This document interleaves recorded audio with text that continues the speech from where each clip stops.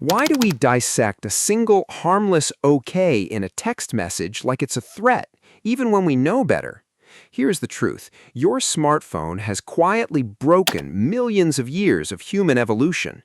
Face to face, your brain reads hundreds of micro-expressions, vocal shifts, and posture cues every second just to answer one question: am I safe? But a text message strips all of that away. What's left is cold, flat, ambiguous pixels on a screen. That gap between what you need and what you're given is where the trouble starts. Your brain doesn't sit patiently with that blank space. It fills it in fast, using an ancient survival shortcut called the negative bias. Assuming the worst kept your ancestors alive on the savannah. So today, that same wiring reads a missing emoji or a slow reply as one thing: rejection. This evolutionary glitch drops you straight into what psychologists call the hypervigilance loop. The moment you hit send, your dopamine system lights up. You're now locked into a variable reward schedule, the exact same mechanism that keeps people pulling a slot machine handle. You never know when the reply will land or whether it'll be good news. So every silent minute becomes a blank canvas, and your deepest insecurities start painting worst-case scenarios across it. This isn't weakness, by the way. It's your nervous system doing precisely what it evolved to do: scan for social danger before isolation can take hold. But here's the catch. You're not just overanalyzing the words that arrive, you're overanalyzing the silence itself. Even that blinking typing indicator becomes a trigger, spiking your cortisol before a single message ever shows up. This digital anxiety gets amplified by something called text ambiguity. Have you ever read a message and projected your own bad mood straight onto it? Without a vocal tone to anchor it, your brain becomes the narrator, and it almost always picks the most pessimistic voice in the room. Someone replies, "fine," instead of "fine," and that single period becomes a massive linguistic red flag. Psychologists note that in digital spaces, standard punctuation often gets read as passive-aggressive. Your mind treats a missing emoji as a deliberate withdrawal of affection. You're not just reading words anymore, you're hunting for emotional context that was never actually there. That hunt burns real cognitive energy, all spent decoding a two-word reply. But it gets even darker once we look at how your brain processes read receipts, which is exactly where we're headed next. The read receipt fundamentally rewired human communication. It built a forced timeline of expectation into every message you send. Why does that tiny read label trigger an instant drop in your stomach? Because it confirms the other person has the information and chose to withhold a response anyway. That single detail shatters your illusion of plausible deniability. You can no longer tell yourself they're busy or they haven't seen it yet. This moment activates the anterior cingulate cortex, the same brain region that processes physical pain.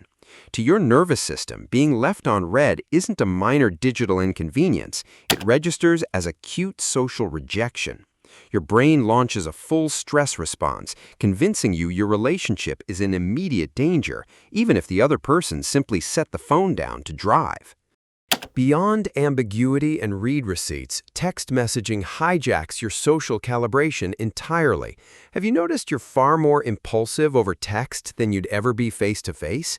In person, your brain runs on a circuit of empathy and instant feedback that naturally softens your words.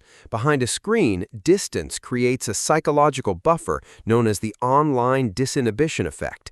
Without a vocal tone or a flinch to read, your brain starts treating the person on the other end less like a living human and more like an abstract notification. That lowers your emotional guard, pushing you to overshare, overanalyze, or snap over slights you'd shrug off in real life. But the most fascinating part is how your mind tries to compensate for that missing connection, and that's exactly what we're unpacking right now. To counteract this evolutionary trap, cognitive scientists point to something called the friction protocol.